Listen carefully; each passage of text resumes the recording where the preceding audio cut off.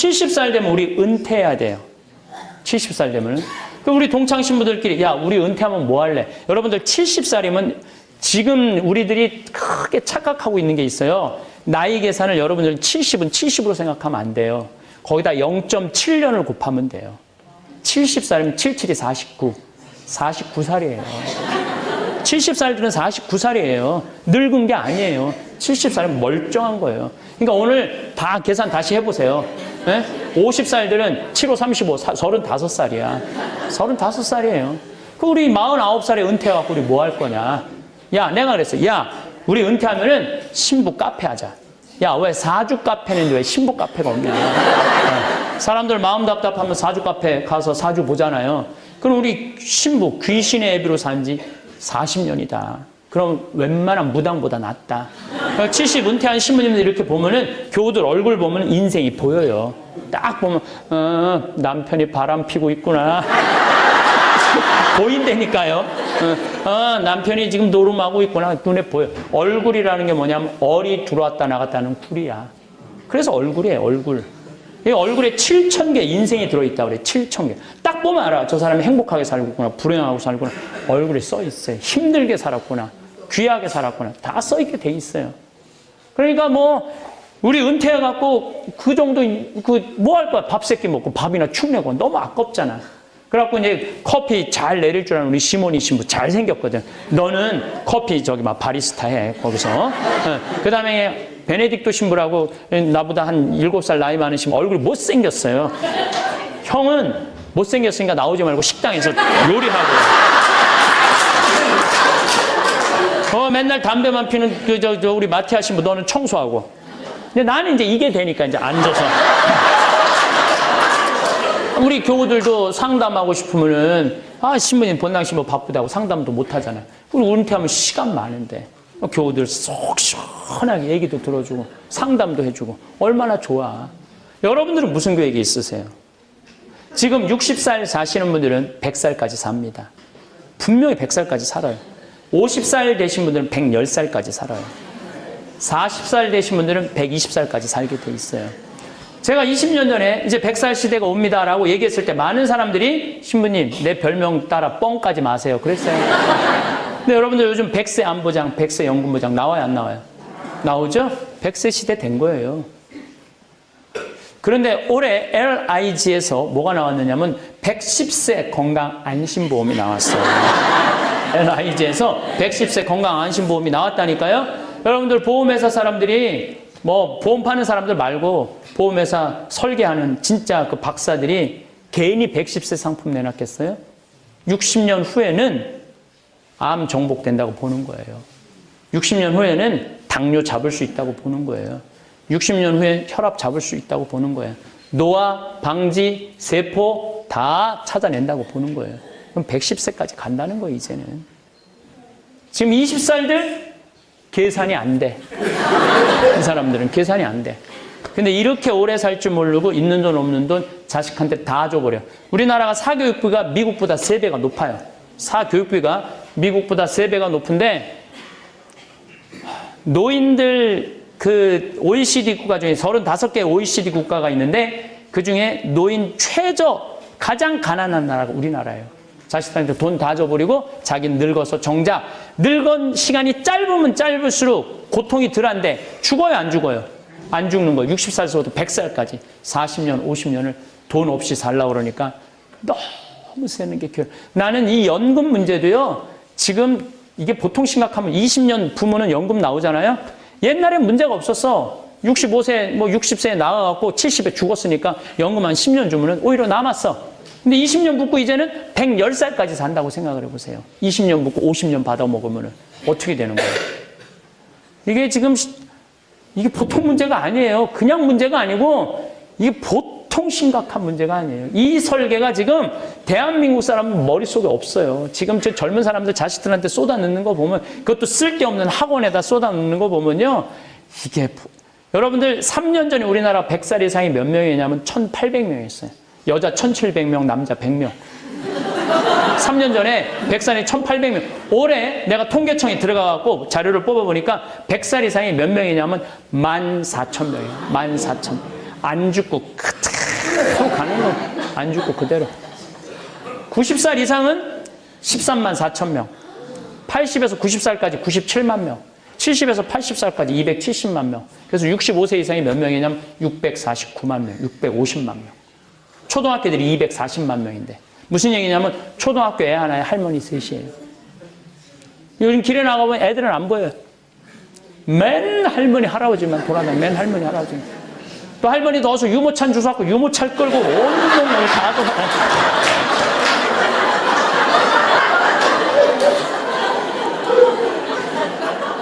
근데 여러분들 나이가 70이 넘으면 뭐가 들어오냐면 무기력증이 들어와요. 사는 게 재미가 하나도 없어요. 왜? 만나는 사람이 있어야지. 돈이 있어갖고 나가 돌아다니지. 그렇지 않겠어요? 만나는 사람도 없고. 뭐 부부가 같이 한 집에서 살아도 신혼 때나 깨가 쏟아지는 거지 70에 무슨 깨가 쏟아져. 남편이 지나가면은 투명 인간이 지나가나 보다 이렇게 생각을 하지. 그게 무슨 남편이에요. 투명 인간이 지나가나 보다. 그러니까 하루 종일 웃을 일이 없는 거예요. 자식이, 우리 어머니가 그래요. 딸 환갑을 본다는 거예요. 환갑된 딸이 와서 놀아줄 거예요. 아들이 와서 놀아줄 거예요. 말할 것도 없고 손자들이 놀아줄 거예요. 하루 종일 집에 혼자 있는 거예요. 하루 종일 혼자 있으니까 하루 종일 한 번도 안 웃는 거예요. 하루 종일 안 웃어. 근데 누가 웃긴 얘기하면은 이게 웃긴 웃어야 되는데 어떻게 웃는지를 까먹는 거예요. 썩은 미소가 나오는 썩은 미소. 여러분들 나이 먹으면 눈두덩 쳐져요, 안 쳐져요? 눈가 쳐지고 볼 쳐지고 입가 쳐지고 머리 하얗고 이마에 쭈글쭈글하고 하루 종일 안 웃고 있으면 소파에 앉아갖고 하루 종일 이러고 텔레비가 무슨 죄를 졌다고 KBS 한번 째려보고 MBC 한번 째려보고 SBS 한번 째려보고 하루 종일 째려보고 저녁에 며느리가 어머니 식사 때 방문 땅땅 두드려 문 열었는데 이 시어머니 또 전기세 안 낀다고 깜깜한 방에서 불은 꺼놓고 그냥 파란 텔레비 불빛에 째려보던 눈빛 그대로 며느리 째려보면서 밥 먹으라고 이러면요 며느리가 심장이 땅땅 떨어지는 거예요. 사람은요 눈꼬리가 올라가지 이뻐, 입꼬리가 올라가지 이뻐요. 젊은 사람 그래서 웃을 때 보면 얼마나 이뻐요. 눈꼬리 쫙 올라가, 입꼬리 올라가고. 내가 요즘 강의 다니면 젊은 사람들이 많이 나와요. 교황님 덕분에. 근데 나오면 정말 이뻐요. 또 그냥 나한테 강의 들으러 온다고 또 화장을 해도 연필로 막 위로 이렇게 막.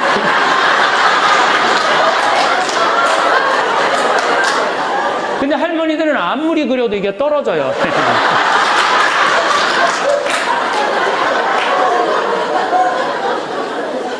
웃지도 않지. 재미난 일도 없지. 그래서 저는 나이 먹어서 해만 뜨면 집을 나가라는 거예요.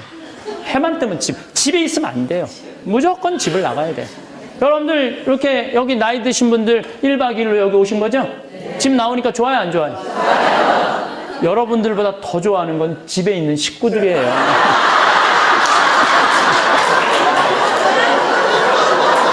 이렇게 가끔씩 하루에 한 이틀 정도 사라져 주는 게 예의예요.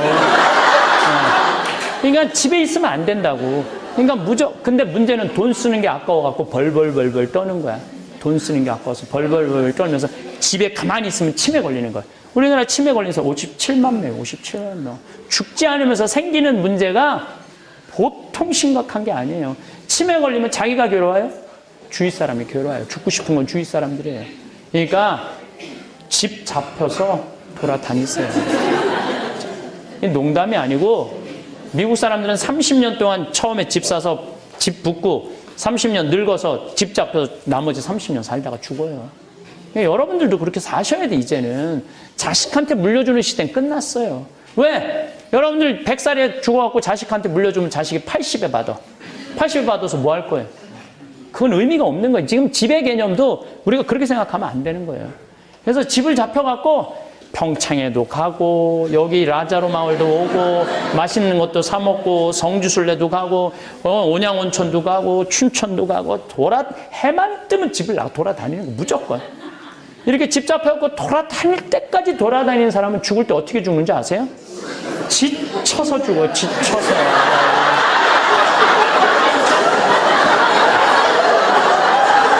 죽을 때 지쳐서 죽어야 돼. 그냥 한 90살에 도저히 힘들어서 더 이상 못 돌아다니겠다. 나 갈랜다. 그리고 죽어야 된다니까요. 하고 싶은 얘기는 너무 많은데 또 미사 있으시고 우리 지금 성심원이라고 그 용인 수지에 수녀님들이 많은 우리 아이들 키워서 신부들 거의 5명이나 나왔어요. 성심원 그 고아원에서 이제 보육시설이라고 그러죠. 근데 그 수녀님이 딱 100살에 돌아가셨어. 100살에. 어제 돌아가셨어. 어제 그제. 그래서 그 수녀님 100살 우리가 미사 해드렸거든요. 우리 신부들이 모여갖고. 또 그 수녀님이 또 텔레비전에서 꼭 나만 나오는 걸 보신다고 그래갖고 내가 수녀님 100세 백수 그 미사 때 내가 강론을 했어요. 수녀님 꼭 안아드렸는데 그리고 한 2달 있고 이제 돌아가신 거예요. 그러니까 그 수녀님은 끝까지 정신을 놓지 않고 그리고 하시다가 아주 곱게 그때도 그 수녀님도 정말 이뻐. 정말 이쁘게 생겼어요. 근데 100살인데도 아주 예쁘고 곱게 그렇게 그러니까 100살까지 사는 건 문제가 없어요. 살 때까지 어떻게 살다가 건강하게 예쁘게 살다가 죽는 게 중요한 거예요. 그래서 여러분들 사는 날까지 즐겁게 살고 죽는 날 즐겁게 죽었으면 좋겠어. 요즘 암 환자들이 제 강의를 듣고 그런 얘기 참 많이 하는 분들이 많아요. 신부님 저 요즘 죽음에 대해서 굉장히 공포스럽게 생각을 했는데 죽음을 조금 편안하게 받아들일 수 있게 해주셔서 너무너무 감사하다고 죽음을 너무 밀어내려고만 그랬는데 어떻게 보면 죽음도 삶의 일부라는 생각이 요즘 많이 든다고. 죽음도 삶의 일부죠. 밀어낸다고 될 일이 아니에요. 밀어낸다고 미뤄지는 게 아니에요. 죽음이라는 거는 다가올 때는 어느 누구도 거부할 수 없는 게 죽음이죠. 그러면은 잘 죽으려면 잘 살아야 돼요. 잘 사는 사람이 잘 죽을 수 있어요. 잘 살아야 돼. 잘 살려면은 우리가 이 세상을 계획을 잘 세워야 돼요. 여러분들 100년 전에는 우리가 인생을 계획 세울 필요가 있었을까요? 100년 전에는 인생 계획 세울 필요가 없었어요. 왜? 100년 전 평균 나이가 46세예요. 근데 사실은 제가 늘 46세라고 얘기를 하지만 이거는 임금들이 46세에 살았어요. 모든 임금들 평균 나이가 46세였어요. 그리고 100년 전에는 50살 넘겨서 사는 비율이 20%도 안 됐어요. 50살 넘어서 사는 비율이 20%도 안 됐는데 지금은 50살 넘어 사는 비율이 96%예요. 안 죽어. 이제는 안 죽어. 옛날에는 20살에 결혼하고 시집장가 났다가 40살에 죽을 때 어떻게 했느냐면은 막내는 누구한테 맡기고 죽었느냐면 장남한테 맡기고 죽었어요. 쟤 좀 잘 키우라고. 그러니까 계획 세울 게 뭐가 있어요. 삶의 계획을. 지금은요 100살까지 안 죽기 때문에 삶의 계획이 있어야 돼요. 저는 신학생 때 세미나를 하는데 앞으로 주 5일제가 된다는 거예요. 주 5일제.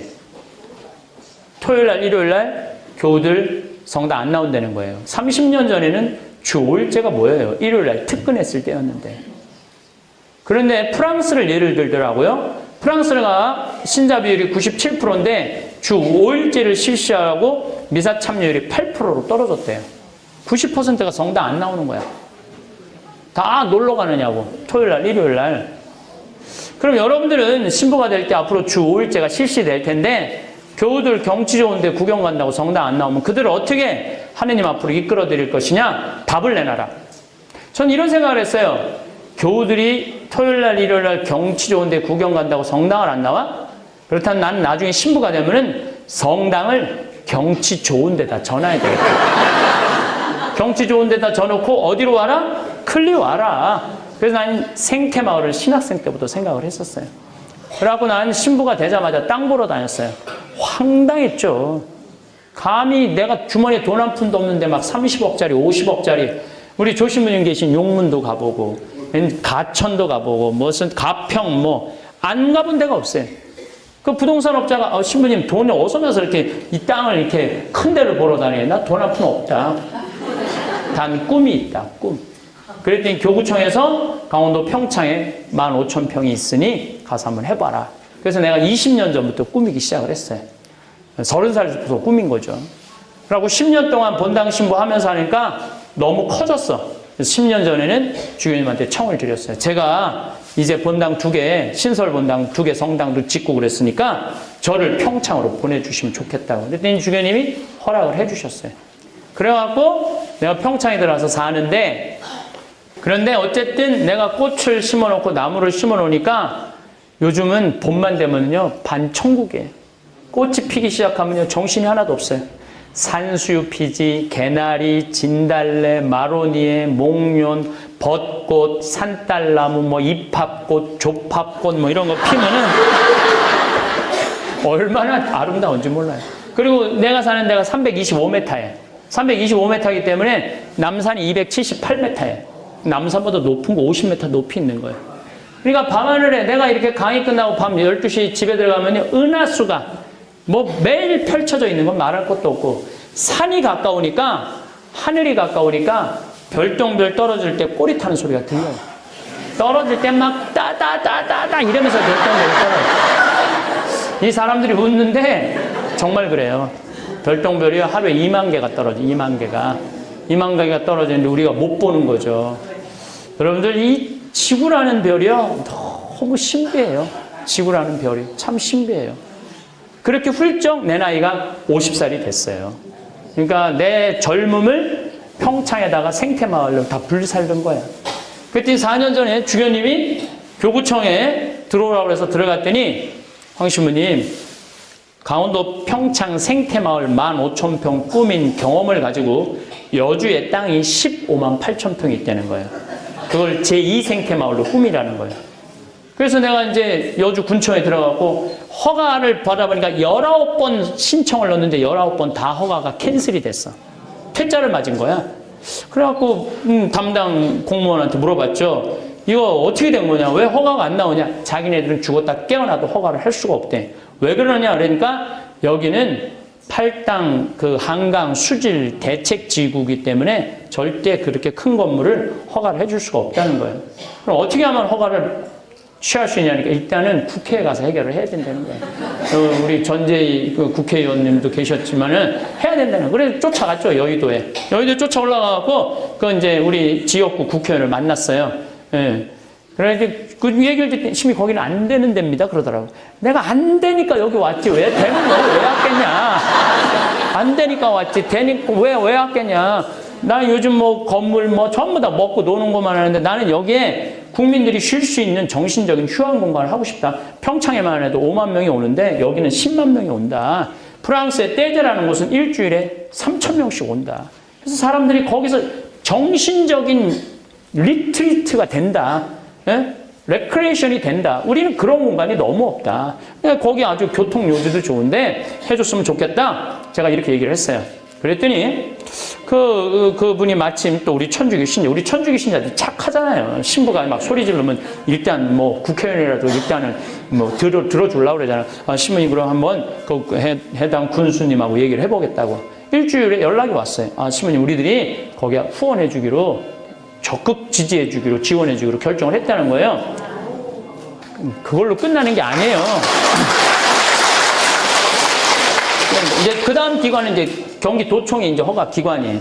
근데 마침 내가 경기도에 강의 갈 일이 있었어요. 거기 경기도 지역 국회의원들하고 기관장들하고 도지사 뭐 시장들한테 강의를 하는데 나는 뭐 그걸 몰랐는데 강의가 끝났는데 조찬 강의가 끝났는데 그 도지사님이 그런 얘기를 하더라고요. 신부님 자기가 3년 동안 있으면서 조찬 강의에 끝날 때까지 한 명도 안 일어나는 게 신부님이 처음이라는 거예요.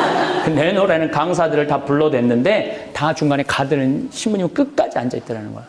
신부님 너무너무 감사하다는 거예요. 우리한테 이렇게 좋은 말 해줘서. 신부님 필요한 거 있으면 다 해주겠다고. 나 필요한 거 있다. 나 필요한 거 있다. 나 여주에 생태마을 하는데 그거 좀 허가 좀 받게 해달라. 그랬더니 아 지원해주겠다고. 경기도청이 한순간에 끝났어. 나는 이제 그러면 끝나는 줄 알았더니 그거보다 더 어려운 데가 하나 있더라고. 한강유역관리청. 아무리 허가가 나도 거기서 노하면 안 되는 거예요. 그래서 이제 찾아갔죠. 찾아갔더니 여자야 또 판시관이. 5급 공무원인가 그런데 여자야 여자.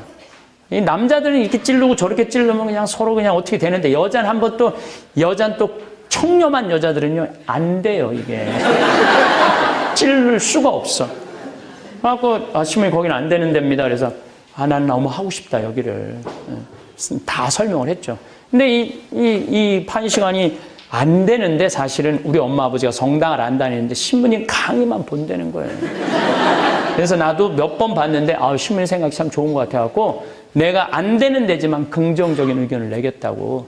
그래서 그게 제일 어려운 거거든요. 그래서 끝났나 보다 했더니 진짜 어려운 게 하나 남아있더라. 주민들이 결사 반대하는 거예요, 주민들이.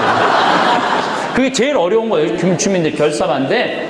예, 자기네들 그렇게 큰 거 들어오는 거, 골프장 들어왔는데 막 물 난리 나고 그래서 안 된다고. 그래서 이제 주민회관에서 만났어. 눈에 그냥 기운이 꽉 찼더라고. 결사 반대 기운이 꽉 찼더라고. 예, 그래서 얘기 좀 해보자. 그래서 얘기를 해라. 그래갖고 이제 얘기를 들었죠. 우리가 대화를 할 때는요, 내가 작년에 여기 와서 대화에 대한 얘기를 했는데, 대화를 할 때는 진지하게 들어야 돼요. 예, 정말로 제가 진지하게, 제가 이렇게 강의할 땐 말을 많이 하지만 평상시엔 전 말을 안 해요. 예, 듣지. 그래서 잘 들었어요. 그러고 난 다음에 이제 신부님 얘기해보라고. 내가 먼저 얘기하면 그건 깨져요. 항상. 사람 참 뭘 몰라. 필요한 게 무엇이냐고. 먼저 얘기를 듣고 난 다음에 그 다음에 얘기를 해야지 이게 타협이 되지. 내가 이렇게 하겠다. 그럼 끝나는 거예요. 다 듣고 난 다음에 이제 내가 얘기를 했지. 내가 또 이게 얼마나 대단해요. 1시간 동안 얘기를 하고 나니까 주민들 눈빛이 설설설설 풀리더라고요. 네, 그러더니, 그러면은 한번 해보라고, 신부님. 그래갖고, 주민들이 서명을 다 해줬어요. 네. 나는 그 텔레비전 보면서 싸우는 게 이해가 안 돼. 말로 하지, 왜 싸워? 말로 하면 되는데 왜 싸워? 이해가 안 돼. 그래서 이제 서명을 다 해줬어요. 그래서 지난번에 여주시의 개발국장님이 와서 시민이 허가 모든 허가 끝났으니까 이제 열심히 한번 해보시라고. 그러니까 나는 이제 15만 8천 평 꾸밀려고 그러면 난 60살 때까지 일이 기다리고 있는 거예요. 이 사람이요, 미래를 꿈꾸는 사람이 행복한 거예요. 미래를 꿈꾸는. 과거에 연연하는 사람은 불행할 수밖에 없어요. 그때 내가 이 인간을 만나지 말았어야 되는데 이런 거 다 불행한 거예요. 그때 삼성전자 3만 원 할 때 삼성전자 주식을 샀어야 되는데. 내가 아주대학 환경공학과 대학원 다녔거든요. 근데 그 참 재미난 얘기가 거기 떠돌아요. 그 한 30년 전에 그 아주대학 앞에 벌판이었어. 그 아주대학 그 유신고등학교 앞에. 근데 그 공부 못하는 그 유신고등학교 선생님들이 공부 맨날 못하고 학비만 내는 애들한테 그랬대요. 야, 니네들 쓸데없이 학비 내지 말고 그때 거기 아주대학 앞에 한 평에 100원 했대요. 더 땅이나 사두라고, 땅이나. 이 돌대가리들아. 돈 버리지 말고, 시간 버리지 말고, 땅 사두라고 맨날 그랬대요. 그런데 그 졸업생들이 지금 하는 얘기가 지금 그게 한 평에 100원 아니면 3천만 원. 3천만 원을. 그때 이 돌대가리들이 지금 한다는 소리가 그때 담임 선생님 말을 들을 걸. 이거 다 소용없어요. 그때 사뒀어야 되는 거예요. 과거에 매달리는 사람은요, 불행할 수밖에 없어요. 미래를 꿈꾸는 사람이 행복한 거예요. 난 60살까지 일이 기다리고 있으니 얼마나 행복해요. 우리 생태마을은 정말 짱짱한데요. 올해도 매출액이 한 40억 정도 되니까 뭐 웬만한 본당보다 낫죠. 청국장 가루를 첨가말을 파는데 뭐 말할 것도 없지. 청국장 첨가하면요 20억 원어치, 20억 원어치. 그러니까 이 청국장이 보통 대단한 게 아니죠. 그 김장 뭐 또 엄청 팔지. 된장, 간장, 고추장, 뭐 피정 많이 오지. 뭐 우리는 너무너무 좋은데. 근데 작년에 제가 아프리카 잠비아를 갔다 왔어요. 잠비아를 갔는데 무프리나라는 지역을 갔는데 인구가 15,000명인데 에이즈 환자가 1,600명이야. 15, 16살 걸린 애들이 다 에이즈야. 젊은 애들이 다 에이즈에 걸려 있는 거야. 그 더 이상은 살지도 못하고. 에이즈가 걸려갖고 그냥 병원에 오는데 우리나라 수녀님들이 가서 하는데 얘네들 약도 먹이고 내가 우리 의사 선생님들 모시고 갖고 이도 좀 빼주고 또 그 에이즈 걸린 엄마들이 죽으니까 고아 애들이 많은 거야. 보육시설에 애들이 에이즈가 걸려서 나오는 거야. 얘네들이 5kg가 넘어야지 약을 먹는데 5kg가 안 되는 애들이 너무 많은 거야. 그 분유를 먹이면 일주일만 먹이면 5kg가 금방 돼요. 3kg짜리가. 신기하게. 그래서 이제 거기 분유도 갖다 주고 또 학교를 못 다니는 애들이 한 700명 돼요. 수녀님들이 얘네들을 모아서 학교를 운영하는데 돈이 없으니까 책값 12명이 책 한 권을 가지고 공부를 하는 거예요. 여러분들 공부가 돼요? 12명이 앉아서 책 한 권? 그러니까 3부제 수업을 하는 거야. 4명이 앉아서 하나 보려고. 그래서 책 다 사갖고 둘이 하나 볼 수 있도록 해주고. 이렇게 다 해줬는데 이제 이 자카란다는 농장을 갔는데 농장이 80만 평이야. 근데 수녀님이 2만 평밖에 못 꾸미는 거예요. 80만 평, 2만 평밖에. 그래서 수녀님한테 내가 수녀님 이거 80만 평 다 하면은 학교, 병원, 보육시설 운영 잘할 텐데 왜 2만 평밖에 못 꾸미느냐? 그랬더니 수녀님이 한다는 소리가 시면 우리는 포크레인도 없고 트랙터도 없고 경운기도 없어요. 여러분들 맨손으로 농사 지면은요 한 사람이 1000평 이상 못 져요.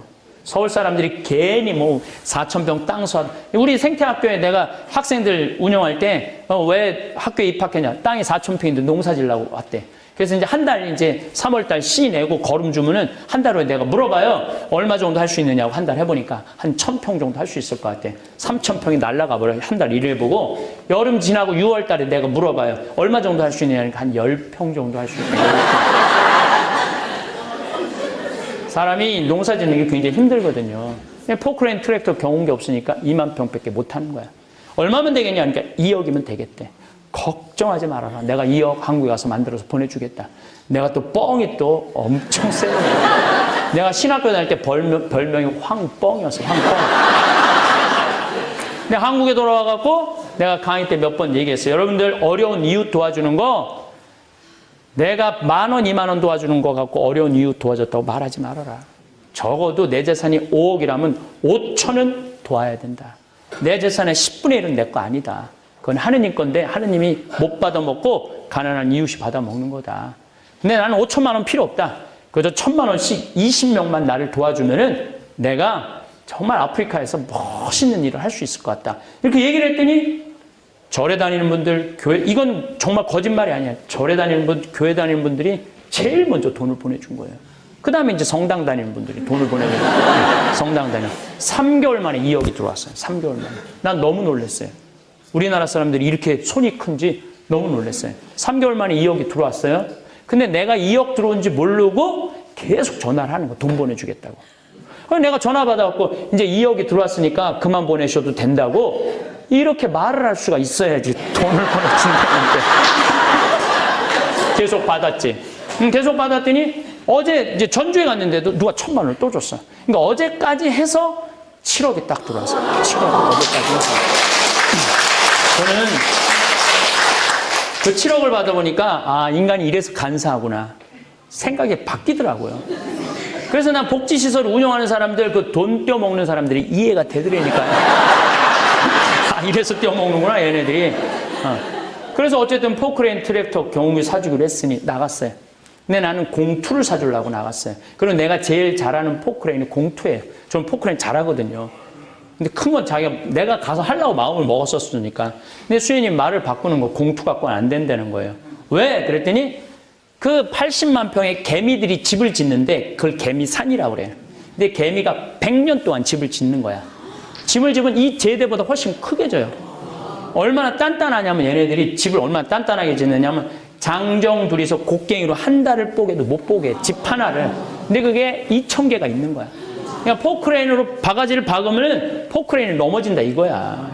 그러니까 A10을 사달라는 거야. 1m 20짜리. 공투는 7천만 원인데 A10은 2억 8,700이거든요. 돈 좀 떼어먹으려고 그랬더니 떼어먹을 돈이 없어지네. 그래도 어떻게 해? A10을 샀어요. 트랙터 6천만 원짜리. 예. 큰 바퀴. 우리 생태마을은 4천만 원짜리인데 아프리카는 6천만 원짜리 샀어요. 그 다음에 이제 경운기 2대 사서 작년 11월 달에 인천에 가서 택배로 붙였어요. 요즘 참 세월 좋아요. 포크레인도 택배로 붙이면 가요. 근데 문제는 택배비가 4,700만 원이야. 택배비가. 다 붙였어요. 근데 여러분들 포크레인하고 트랙터만 가면 걔네들이 일해요. 기술자 따라가야죠. 기술자 둘도 포크레인 붙일 때 택배로 같이 붙였어. 가서 일하고 와라고. 근데 기술자 둘 한 달 월급 800만 원이거든요. 1년 쓰니까 1억이 또 날아간 거예요. 점점 떼어먹을 돈이 줄어드네. 그런데 뭐 포크레인하고 트랙터만 가면 돼요. 기름값도 대줘야지. 기름값도 1억 날라갔죠. 땅 정지하는데. 그래봤자 8분의 1 정지한 거 10만 평. 겨우 한 개 1년 8억 들여서 한 개 10만 평 정지한 거예요. 근데 수녀님이 사진을 찍을 수가 없다는 거. 10만 평이 너무 넓어갖고 한 컷에 안 들어온다는 거예요. 그래갖고 여러 칸 나눠서 찍어 보냈더라고, 나한테. 어쨌거나 하여튼 내가 이렇게 도와주니까 수녀님이 용기를 또 한번 내더라고. 신부님, 귀향이면은 우리가 닭을 파는데 냉동고가 없다는 거예요. 요즘 이제 11월에 45도까지 올라가거든, 잠비아는. 냉동고가 없으니까 1시간 이상 거리를 판매를 못 하는 거. 3시간, 4시간. 잠비아가 넓으니까. 그러니까 귀향이면 냉동고를 좀 대주시면 안 되겠느냐. 얼마냐니까 2,200만 원이에요. 돈도 아니지 1억씩 날아가는 판에 2,200만 무슨 돈이야. 걱정하지 마라. 보내주겠다. 그래서 냉동고 2대를 보내줬어요. 그랬더니 수녀님이 너무 신난다는 거야. 한 마리도 못 팔던 닭을 한 달에 1,200마리씩 판다는 거야. 너무너무 행복하지 않아요? 그랬더니 수녀님이 또 전화했어. 신부님 문제가 생겼다는 거예요. 아, 또 무슨 문제가 생겼냐 하니까 닭을 너무 많이 팔다 보니까 닭장이 모자라요. 닭장.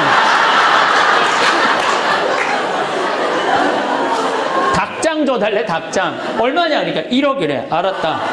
내 닭장 줘주겠다. 그래서 이제 작년에 이제 공구리, 뭐 벽돌, 기계까지 싹 보내서 이번 여름에 대학생 아이들 20명 자원봉사자 데리고 가서 밥 해주는 봉사인 자매님도 좀 와 있는데, 예, 아줌마 셋 밥 해주는 아줌마 봉사 지원하는 분들 다 모시고 가서 이번에 줘주고 왔어요. 줘주고 왔는데 그래도 최종 기술자는 있어야 돼. 대학생만 가지고는 못 짓잖아요. 우리 생태마을 집 줘주는 이 실험, 난 이 산적같이 생긴 사장한테 내가 당신 한 달 월급 줄 테니까 나하고 가서 집 짓고 오자. 그랬더니 이 친구가 성당도 안 다니는 친구 한다는 소리가 신부님 무슨 말을 그렇게 하느냐고. 나도 아프리카에 굶는 사람 있으면 내 기준 그냥 봉헌하겠다고. 성당도 안 다니는 사람이 봉헌이 뭔지 알면 봉헌하겠다고. 그러니까 마태복음 7장 21절에 나더러 주님 주님 한다고 다 하늘나라 가는 게 아니다. 내 말을 실천하는 사람이라야 하늘나라 간다는. 근데 그 김 사장 말이 보고 내가 그런 생각이 들어요. 이면을 져주고 왔어요. 그랬더니 이 수녀님이 신부님 도대체 우리한테 왜 이러느냐고. 나 그 수녀님들 본 적이 없거든요. 근데 작년에 가서 봐서 내가 너무 놀랐어요. 왜? 수녀님 10명이 16년 동안 아프리카에서 그들을 위해서 일을 하고 있었던 거예요. 16년 동안. 그러니까 이게 수녀님 10명이 일하는 게 아니라 예수님 10명이 일을 하고 있는 거예요. 근데 수녀님 한 분은 38살 먹은 나탈리아라는 수녀는 가자마자 말라리아에 걸려서 죽은 거야. 그러고 또 한국에도 모시고 오지 못하고 아프리카 묻어놨더라고. 내가 묘에 참배를 갔는데 사진이 있는데 참 예쁘게 생겼더라고요. 참 아깝더라고. 38인데. 신부님 도대체 우리한테 왜 이러느냐고. 내가 이 수녀님들을 도와주지 않으면 나중에 정말로 진짜 예수님한테 혼나겠다는 생각이 내가 들더라고요. 신부님 내가. 그래서 수녀님 무슨 말을 이렇게 섭섭하게 하느냐고. 같은 업종에서 일을 하면서 무슨 말을 이렇게 섭섭하게 하느냐고. 수녀님도 하느님이라고 나도 하느님 일하는데 내가 수녀님 도와주는 거 당연하다고. 걱정하지 말라고. 그랬더니 수녀님 또 전화를 한 거야. 신부님 추장이 만나잔다는 거예요. 추장이 왜 만나자니까 그 추장이 땅이 6억 평이 있대. 6억 평. 수님 좋은 일 한다고 땅을 500헥타르를 준다는 거. 150만 평. 수님 어떻게 할까요? 수님 그 일단 받아두라고. 그랬더니 그 창설자 수녀님이 날 찾아왔어요. 독일 수녀님인데 신부님 귀향 시작을 했으니 마감까지 해달라고. 근데 해주겠다고 그랬어요. 그러니까 그 80만 평 완성하려면 나는 70살까지 일 기다리는 거예요. 나는 지금 1년에 2번 아프리카를 가요. 잠비아를 가서 지금 농장을 꾸며줘. 이번 11월 달에 이제 처음으로 10만 평에다가 옥수수를 파종을 이제 처음으로 하는 거예요. 농장 꼴이 나오는 거죠. 너무 그 생각만 하면 기분이 좋아요. 오죽하면 꿈을 다 꿨겠어요. 벌써 자랐어, 보리가. 아직 뿌리지도 않았는데 꿈에 벌써 자랐어. 미래를 꿈꾸는 사람 행복해요. 여러분들 내가 도와줄 때 여러분들 요즘 먹고 살기 힘들죠? 예, 힘드니까 무리는 하지 말고 좀 땅 있는 분들, 집 한 2채 있는 분들 파세요. 저는 제가 이렇게 요즘 저는 제 CD 판 거를 아예 잠비아에 다 묶어버렸어요. 그래서 책 CD 판 거를 지금 잠비아에 보는 게 한 5천만 원 정도 돼요. 제 개인적인 봉헌이 5천만 원 정도 되는데 전 너무 행복해요. 그 잠비아를 생각하면 기분이 너무 좋아요. 그래서 이번에 이제 책 한 권을 또 낼 건데 그건 아예 거기다 묶어버릴까 지금 생각 중이에요. 그래서 귀향 밀어줄 때는요 어설프게 밀어주면 그 도와주는 게 아니야. 그래서 지금까지 거기 들어간 돈이 한 8억 되는데 30억까지는 거기다 쏟아 넣어야지 농장 꼴이 갖춰질 것 같아요. 근데 전 기뻐요. 죽을 때 내가 그 잠비아 생각하면서 웃으면서 죽을 수 있을 것 같아갖고. 이제 몇 년만 더 하면 돼. 여기 있는 분들 한 47분이라니까 조금 있으면 다 죽어요. 이번 몇 년만 하면 이게 하늘나라에 보아 쌓는 일이니까 슬기로운 처녀처럼. 세월이 흘러 머리에 흰 눈이 내리고 손등에 세월의 흔적이 새겨지는 이 시간이 되어서야 비로소 우리는 진정한 삶의 의미를 깨닫게 됩니다. 젊은 날에는 보이지 않았던 것들이 이제는 선명하게 보이고 들리지 않았던 소리들이 이제는 귀에 또렷하게 들려옵니다. 마치 안개가 걷힌 후 펼쳐지는 아름다운 풍경처럼 오랜 세월을 살아오며 쌓인 경험과 때다름이 우리 앞에 펼쳐지는 것입니다. 돌이켜보면 젊은 시절의 우리는 참 바빴습니다. 무언가를 이루어야 한다는 조급함에 쫓겨 앞만 보고 달려왔습니다. 더 높은 곳으로, 더 빠르게, 더 많이 가져야 한다는 생각에 사로잡혀 정작 발밑의 꽃들을 보지 못했습니다. 아침 햇살이 창문으로 스며드는 순간의 아름다움도, 가족이 함께 둘러앉아 나누는 저녁 식사의 따뜻함도, 친구와 나누는 진솔한 대화의 소중함도 그때는 당연한 것으로 여겼습니다. 하지만 이제는 다릅니다. 긴 인생의 여정을 걸어오면서 우리는 진짜 소중한 것이 무엇인지를 알게 되었습니다. 그것은 화려한 성공이나 남들이 부러워하는 지위가 아니었습니다. 오히려 평범해 보이는 일상 속에서 찾을 수 있는 작은 행복들이었습니다. 손자의 제잘거리는 목소리, 오랜 친구와 나누는 한 잔의 여유, 건강한 몸으로 맞이하는 새로운 아침의 고마움이었습니다. 이런 깨달음이 오는 것은 우연이 아닙니다. 수많은 희로애락을 겪으며 우리의 마음이 단련되었기 때문입니다. 기쁨의 순간들을 통해서는 감사하는 마음을, 슬픔의 시간들을 통해서는 위로하는 마음을, 분노의 경험들을 통해서는 용서하는 마음을, 두려움의 순간들을 통해서는 용기를 내는 마음을 배웠습니다. 젊은 시절에는 이해할 수 없었던 부모님의 말씀들이 이제는 가슴 깊이 와 닿는 것도 바로 이런 경험들이 쌓였기 때문입니다. 특히 어려운 시기를 견뎌낸 경험은 우리에게 특별한 힘을 주었습니다. 병으로 고생했던 시간, 사랑하는 사람을 떠나보내야 했던 아픔, 경제적으로 어려웠던 날들, 자녀들 때문에 걱정이 많았던 순간들, 그때는 견디기 힘들었지만 지나고 보니 그 모든 경험들이 우리를 더욱 깊이 있는 사람으로 만들어 주었습니다. 아픔을 겪어본 사람만이 다른 사람의 아픔을 진정으로 이해할 수 있고, 어려움을 극복해본 사람만이 절망에 빠진 이에게 진심 어린 위로를 건넬 수 있습니다. 그래서 지금 이 시기는 인생에서 가장 지혜로운 때라고 할 수 있습니다. 세상을 바라보는 눈이 맑아졌고 사람을 대하는 마음이 넓어졌습니다. 작은 일에 크게 화내지도 않고 남과 비교하며 괴로워하지도 않습니다. 대신 지금 가진 것들에 감사하며 주변 사람들과 따뜻한 관계를 맺으며 살아갑니다. 이런 마음의 평화는 젊은 시절 아무리 노력해도 얻을 수 없었던 소중한 선물입니다. 더 나아가 이제는 다른 사람들에게 도움이 되고 싶은 마음도 생겼습니다. 젊은 세대들이 우리가 겪었던 시행착오를 되풀이하지 않기를 바라는 마음, 힘들어하는 이웃에게 작은 도움이라도 주고 싶은 마음, 가족들에게 따뜻한 사랑을 전하고 싶은 마음이 더욱 간절해졌습니다. 이런 마음이야말로 오랜 세월을 살아오며 얻은 가장 아름다운 열매가 아닐까요? 물론 나이가 들면서 생기는 어려움들도 있습니다. 몸이 예전 같지 않고 기억력도 조금씩 떨어지고 새로운 것을 배우기도 쉽지 않습니다.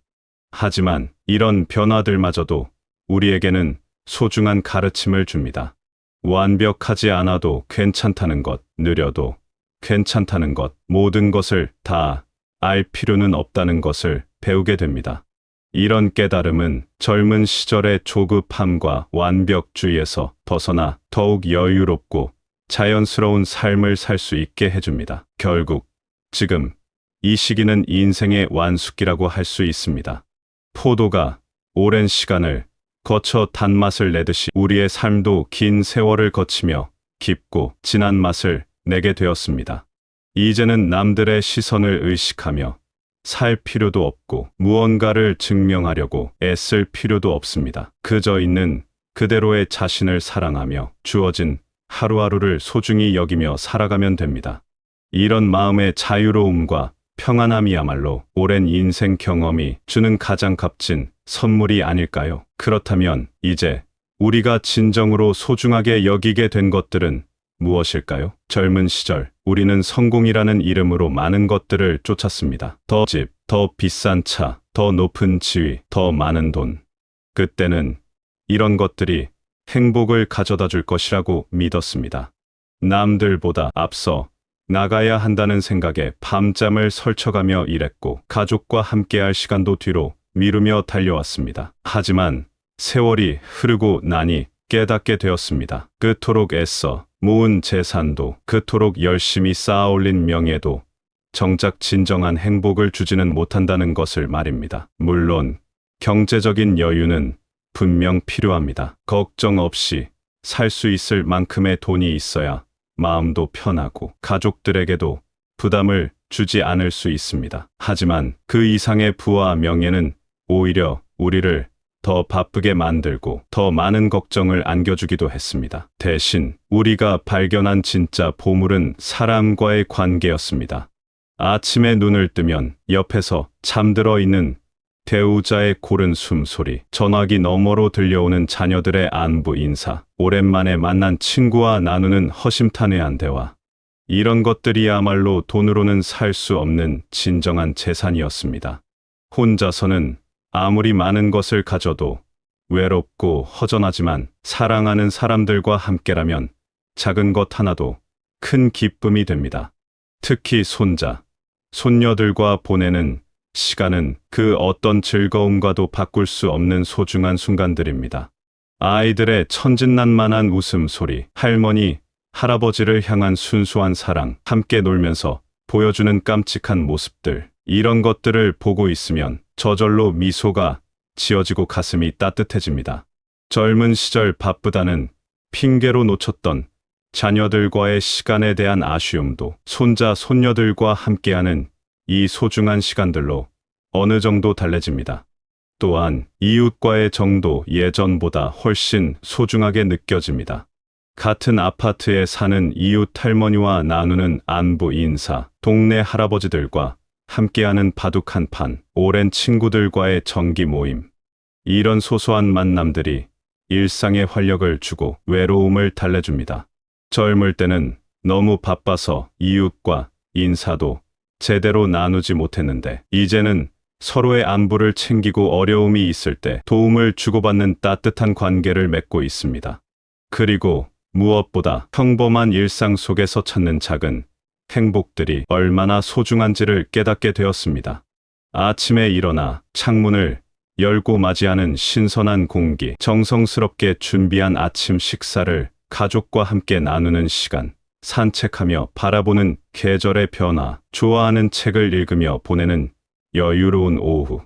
이런 평범해 보이는 순간들이야말로 진정한 행복의 원천이었습니다. 젊은 시절에는 이런 것들을 당연하게 여겼습니다. 건강한 몸, 따뜻한 가정, 평화로운 일상이 얼마나 소중한 것인지 몰랐습니다. 하지만 이제는 매일 아침 눈을 뜰 수 있다는 것만으로도 감사하고 사랑하는 가족들이 모두 건강하다는 소식을 들을 때마다 마음이 벅차오릅니다.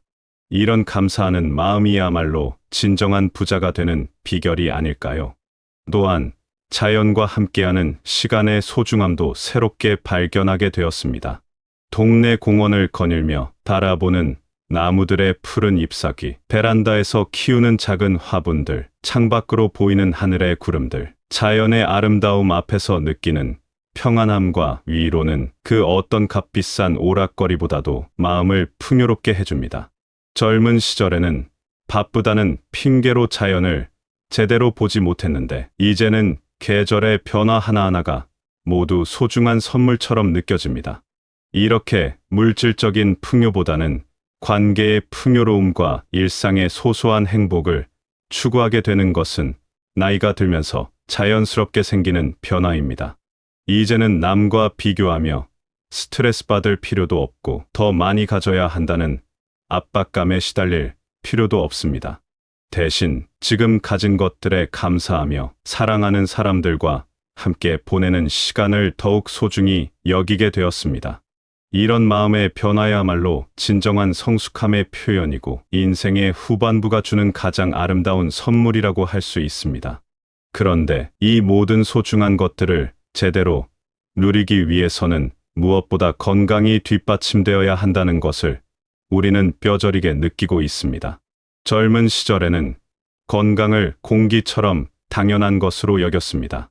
밤늦게까지 일해도 괜찮고 무리해서 술을 마셔도 금세 회복되고 조금 아파도 며칠 지나면 저절로 나았습니다. 그때는 건강이 영원할 것이라고 착각했습니다. 하지만 세월이 흐르면서 우리 몸도 조금씩 변하기 시작했습니다.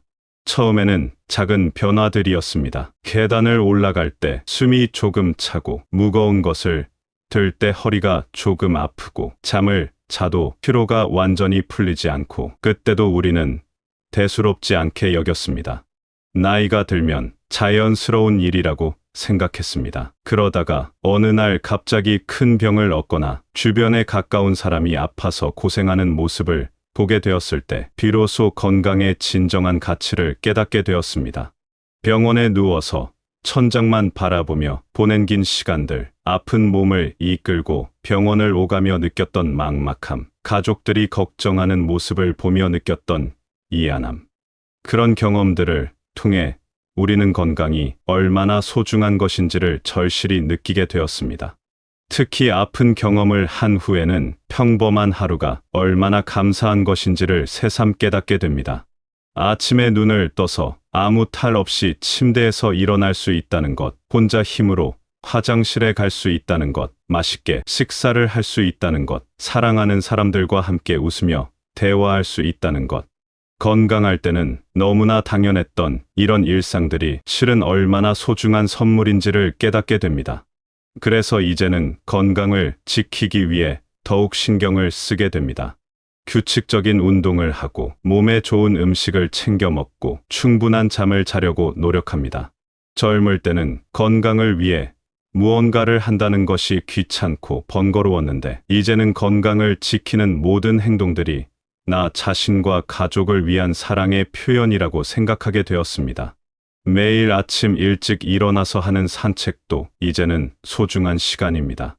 동네를 천천히 걸으며 계절의 변화를 느끼고 이웃들과 인사를 나누고 맑은 공기를 마시며 하루를 시작하는 것이 얼마나 행복한 일인지 모릅니다. 젊을 때는 운동을 해야 한다는 의무감 때문에 억지로 했다면 이제는 걸을 수 있다는 것 자체에 감사하며 즐겁게 합니다.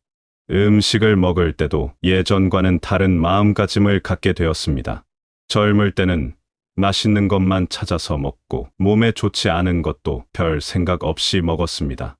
하지만 이제는 내 몸이 필요로 하는 영양을 생각하며 음식을 선택합니다.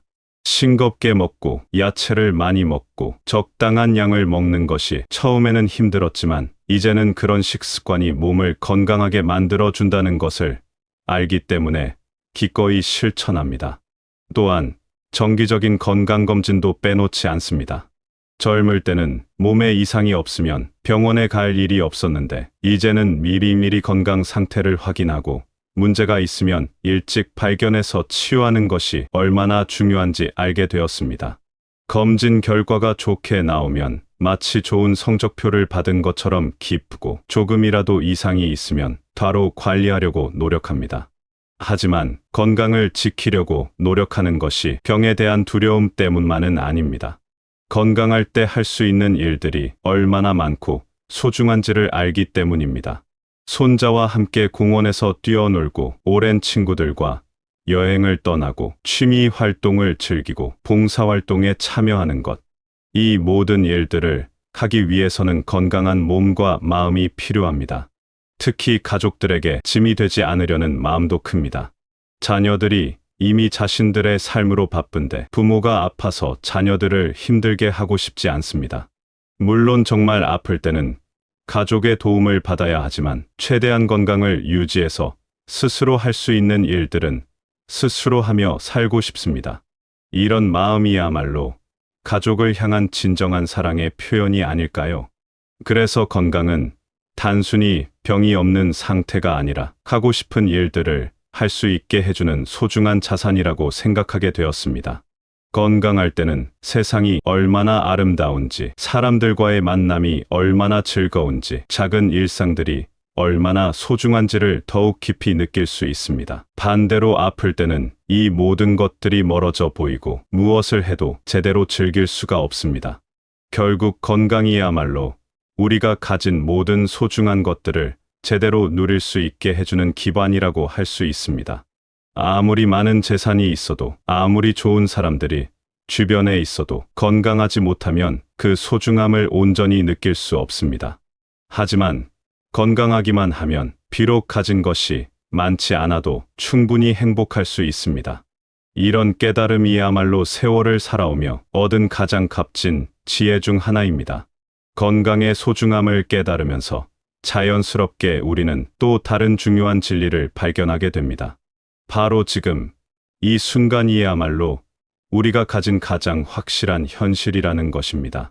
젊은 시절에는 늘 미래를 위해 살았습니다. 더 나은 내일을 위해 오늘을 희생하고 언젠가 올 행복한 날들을 꿈꾸며 현재의 소중함을 놓쳤습니다. 또한 때로는 과거의 영광을 그리워하거나 후회에 사로잡혀 지금 여기에 집중하지 못했습니다. 하지만 이제는 깨달았습니다. 과거는 이미 지나간 일이고 아무리 후회해도 바꿀 수 없으며 미래는 아직 오지 않은 불확실한 것이라는 사실을 말입니다. 우리가 진정으로 살 수 있는 시간은 오직 지금 이 순간뿐입니다. 그래서 이제는 과거를 그리워하기보다는 그때의 경험들이 지금의 나를 만들어준 소중한 밑거름이었다고 감사하게 생각하고 미래를 걱정하기보다는 오늘 하루를 충실히 살아가는 것에 더 집중하게 되었습니다. 지금 이 순간에 집중하게 되면서 우리는 예전에는 보지 못했던 많은 아름다움들을 발견하게 됩니다. 아침에 창문을 열었을 때 들어오는 신선한 공기의 상쾌함, 커피 한 잔을 마시며 느끼는 따뜻함과 향긋함, 가족과 함께 나누는 식사 시간의 정겨움. 이런 평범해 보이는 순간들이 실은 얼마나 특별하고 소중한 것인지를 깨닫게 됩니다. 특히 자연과 함께하는 순간들은 더욱 깊은 감동을 줍니다. 산책길에서 만나는 계절의 변화, 공원 벤치에 앉아 바라보는 아이들의 뛰어노는 모습, 저녁 노을이 지는 하늘의 아름다운 색깔들. 이런 것들을 바라보고 있으면 마음이 저절로 평안해지고 살아있다는 것 자체가 얼마나 감사한 일인지를 느끼게 됩니다. 젊을 때는 바쁘다는 핑계로 이런 자연의 아름다움을 제대로 보지 못했는데 이제는 이런 순간들이야말로 진정한 위로와 힘을 주는 소중한 시간이라는 것을 알게 되었습니다. 또한 사람들과 나누는 소소한 교감의 순간들도 새롭게 발견하게 됩니다. 동네에서 만나는 이웃과 나누는 짧은 인사, 가게 아주머니와 주고받는 따뜻한 말 한마디, 버스에서 자리를 양보받았을 때 느끼는 고마움. 이런 작은 순간들이 하루를 따뜻하게 만들어주고 세상이 아직도 정이 넘치는 곳이라는 것을 느끼게 해줍니다. 가족과 함께하는 평범한 순간들도 이제는 더욱 소중하게 느껴집니다. 배우자와 함께 보는 저녁 뉴스 시간, 자녀들과 나누는 안부 전화, 손자, 손녀들이 보내준 사진을 보며 느끼는 기쁨, 이런 일상적인 순간들이야말로 우리 삶을 풍요롭게 만들어주는 진정한 보물들입니다. 젊을 때는 더 특별한 무언가를 찾으려고 했지만 이제는 이런 평범한 순간들 속에서 진정한 행복을 찾을 수 있다는 것을 깨달았습니다. 현재에 집중하게 되면서 우리는 또한 감사하는 마음을 더 자주 갖게 됩니다. 아침에 눈을 떴을 때 오늘도 새로운 하루를 맞을 수 있어서 감사하다는 마음, 맛있는 식사를 할 수 있을 때, 이런 음식을 먹을 수 있어서 감사하다는 마음, 사랑하는 사람들이 건강하다는 소식을 들을 때 우리 가족이 모두 무사해서 감사하다는 마음, 이런 감사의 마음들이 하루하루를 더욱 풍요롭게 만들어줍니다. 이렇게 현재 순간에 집중하며 살아가다 보면 시간에 대한 느낌도 달라집니다. 젊을 때는 시간이 빨리 지나가기를 바라거나 반대로 시간이 너무 빨리 간다고 아쉬워했습니다. 하지만 이제는 시간의 흐름을 자연스럽게 받아들이고 주어진 시간 안에서 최대한 충실하게 살려고 노력합니다. 하루가 길게 느껴지는 것도 좋고 짧게 느껴지는 것도 좋습니다. 중요한 것은 그 시간 동안 얼마나 의미 있게 사랑하며 감사하며 살았느냐 하는 것입니다. 또한 현재에 집중하게 되면서 작은 일에 대한 스트레스도 많이 줄어들었습니다. 젊을 때는 계획대로 되지 않으면 크게 화가 나고 예상치 못한 일이 생기면 당황했습니다. 하지만 이제는 모든 것이 계획대로 될 수는 없다는 것을 받아들이고 상황에 따라 유연하게 대응하려고 노력합니다. 중요한 것은 어떤 상황에서든 지금 이 순간을 최선을 다해 살아가는 것이라는 걸 깨달았기 때문입니다. 무엇보다 현재 순간에 집중하며 살아가면서 우리는 진정한 자유를 느끼게 됩니다. 과거의 후회에 얽매이지도 않고 미래의 불안에 떨지도 않으며 오직 지금 이 순간 뇌가 선택할 수 있는 것들에만 집중하는 것입니다. 지금 이 순간 누구를 사랑할 것인지, 무엇에 감사할 것인지, 어떤 일을 할 것인지, 이런 선택들은 오직 우리 자신만이 할 수 있는 것들입니다. 그래서 매일 아침 눈을 뜰 때마다 오늘은 어떤 아름다운 순간들을 발견할까 하는 기대감을 갖게 됩니다. 오늘 만날 사람들과는 어떤 따뜻한 교감을 나눌까? 오늘은 어떤 자연의 아름다움을 발견할까? 오늘은 어떤 작은 행복을 느낄까? 이런 기대감이야말로 하루를 시작하는 가장 좋은 에너지가 됩니다. 결국 지금 이 순간을 소중히 여기며 사는 것이야말로 진정한 삶의 예술이 아닐까요? 이제 우리는 인생이라는 긴 여행을 통해 얻은 가장 소중한 보물들을 손에 쥐고 있습니다. 그것은 바로 경험을 통해 얻은 깊은 지혜, 진정으로 소중한 것들을 알아보는 눈, 건강의 참된 가치에 대한 깨달음, 그리고 현재 순간을 온전히 누리는 능력입니다. 이 모든 것들이 어우러져 우리의 삶을 진정으로 풍요롭게 만들어 주고 있습니다.